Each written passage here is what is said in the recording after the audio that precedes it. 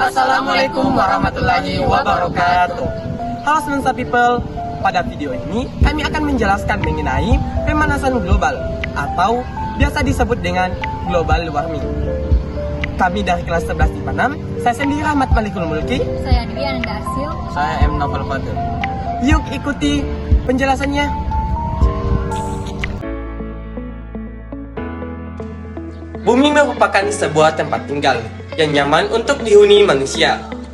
Kondisi udara yang baik, hamparan pepohonan hijau, dan air yang segar terdapat di sana. Tampaknya itu hanya ekspektasi manusia saat ini. Bumi yang sekarang sangat tidak nyaman untuk dihuni. Polusi udara di perkotaan, kebakaran hutan, pencemaran air, serta pemanasan global sedang terjadi pada bumi saat ini.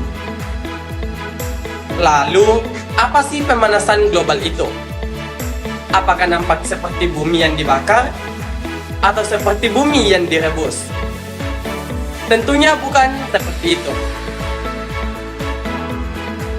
Pemanasan global atau yang dikenal dengan perubahan iklim adalah istilah yang digunakan untuk menggambarkan peningkatan suhu rata-rata atmosfer, bumi dan lautan secara bertahap, serta sebuah perubahan yang diyakini secara permanen mengubah iklim bumi. Aktivitas manusia selalu menghasilkan berbagai zat sisa buangan yang salah satunya berupa gas. Sebagian besar orang berpikir bahwa atmosfer dapat menyerap gas buangan tersebut secara tidak terbatas dan tidak menimbulkan dampak buruk bagi kehidupan. Akan tetapi, saat ini diketahui bahwa banyaknya gas-gas buangan tersebut dapat menyebabkan perubahan mendasar di atmosfer dan juga kondisi kehidupan di bumi. Perbaiki aktivitas manusia seperti penggunaan bahan bakar fosil, penerbangan dan pembakaran hutan, dan pengalihfungsian menjadi lahan pertanian, pemukiman, dan industri akan menyumbangkan CO2 ke atmosfer dalam jumlah yang banyak.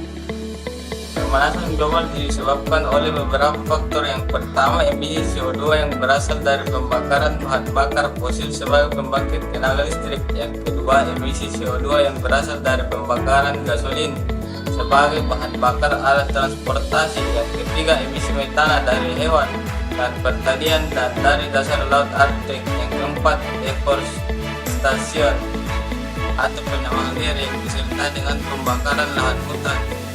Kelima, penggunaan klorofluorokarbon dalam replikator. Terakhir, meningkatnya penggunaan kimia dalam pertanian. Beberapa dampak pemanasan global yang dapat kita rasakan saat ini yaitu: yang pertama, temperatur bumi menjadi semakin tinggi. Di beberapa wilayah mungkin temperaturnya menjadi lebih tinggi dan di wilayah lainnya mungkin tidak. Yang kedua, tingginya temperatur bumi dapat menyebabkan lebih banyak penguapan dan curah hujan secara keseluruhan. Tetapi, masing-masing wilayah akan bervariasi. Beberapa menjadi basah dan bagian lainnya kering. Yang ketiga, mencarinya glasier yang menyebabkan kadar air laut meningkat. Begitu pula dengan daratan, pantai yang landai. Lama-kelamaan akan mengalami peningkatan akibat penggenangan air. Yang keempat, hilangnya terumbu karang. Sebuah laporan tentang terumbu karang yang dinyatakan bahwa dalam kondisi terburuk, populasi karang akan hilang pada tahun 2100 karena meningkatnya suhu dan pengasaman laut. Sebagaimana diketahui bahwa banyak spesies lain yang hidupnya bergantung pada terumbu karang. Yang kelima, kepunahan spesies yang semakin meluas.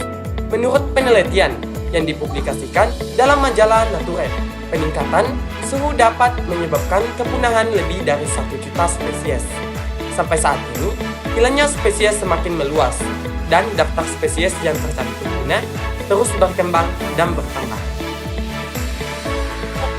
Solusi pemanasan global. Yang pertama, menggunakan energi terbarukan dan mengurangi penggunaan batu bara, salin, kayu, dan bahan bakar organik lainnya.